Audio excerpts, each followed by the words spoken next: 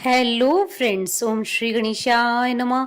आप सभी का स्वागत है आपके अपने यूट्यूब चैनल पर।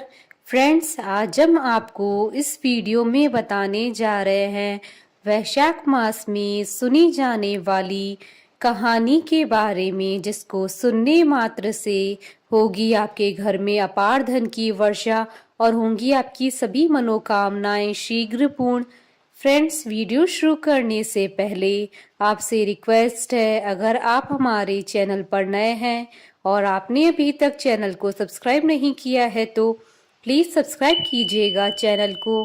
साथ ही प्रेस कीजिएगा बेल आइकन को, जिससे नए वीडियो से रिलेटेड नोटिफिकेशन आपको तुरंत प्राप्त हो सके। और वीडियो पसंद आने पर वीडियो को लाइक और शेयर जरूर कीजिएगा, जिससे सभी भक्तों को इस वीडियो का लाभ प्राप्त हो सके। और कमेंट बॉक्स में जय श्री कृष्णा जरूर लिखिएगा।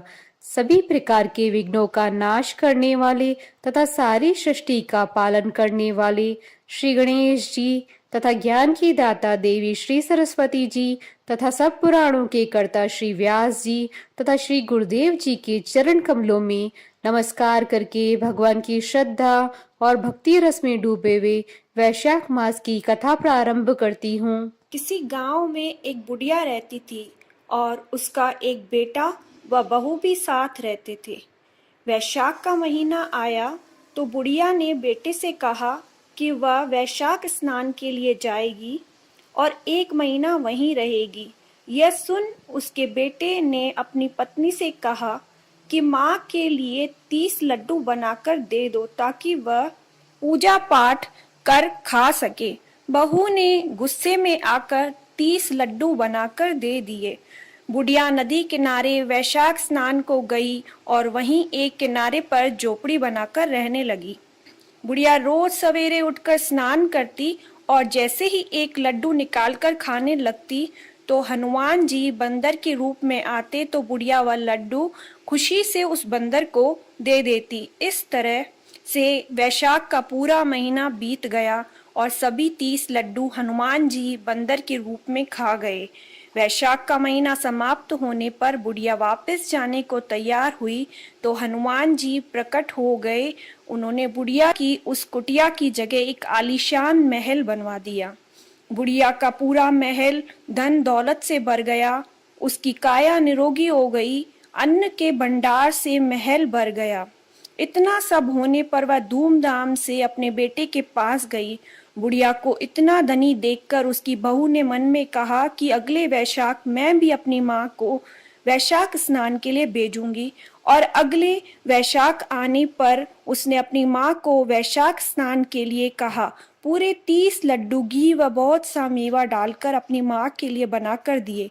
माँ वैशाख स्नान के लिए गई और जैसे ही सुबह सवेरे नहाकर लड्डू खाने लगती तो हनुमान जी बंदर का रूप धरकर उसके सामने बैठ जाते तो वह पत्थर मारकर उन्हें भगा देती और कहती कि इससे मेरा पेट ही नहीं भरा तो तुम्हें कैसे दूं। उसका रोज का यही क्रम 30 दिन तक चलता रहा। वैशाख का महीना समाप्त हुआ तो हनुमान जी फिर से प्रकट हुए और उन्होंने बहू की माँ की कुटिया को कूड़े कचरे में बदल दिया और माँ को डूकर बना दिया। वैशाख महीना समाप्त होने पर बहू ने अपने पति से कहा कि वैशाख का महीना खत्म हो गया और आप मेरी माँ को गाजे बाजे के साथ लेकर आओ।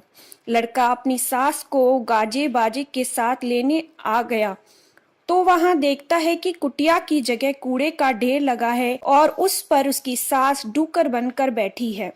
लड़के को देख हनुमान जी प्रकट हुए और बोले कि बेटा, तुम्हारी माँ ने सच्चे मन से वैशाख का स्नान किया और पूजा पाठ किया, इसीलिए ही तुम्हारी माँ पर वैशाख देवता का आशीर्वाद बरसा था। लेकिन तुम्हारी सास ने पापी मन से यह कार्य किया है और वैशाख महीने में बेटी के घर का अन्न खाया है, इसलिए वैशाख देवता इससे नाराज हुए हैं, जिससे यह डूकर बन गई है। कहानी के बाद हाथ जोड़कर कहना चाहिए कि हे वैशाख देवता, जैसे आप लड़के की माँ पर बरसे वैसे ही आप सभी पर बरसना। कथा अधूरी हो तो पूरी करना और पूरी हो तो मान रखना। बोलिए भगवान विष्णु की जय, सनातन धर्म की जय। हमारे साथ इस वीडियो में अंत तक बने रहने के लिए आपका धन्यवाद। ओम श्री गणेशाय नमः। जय श्री कृष्ण।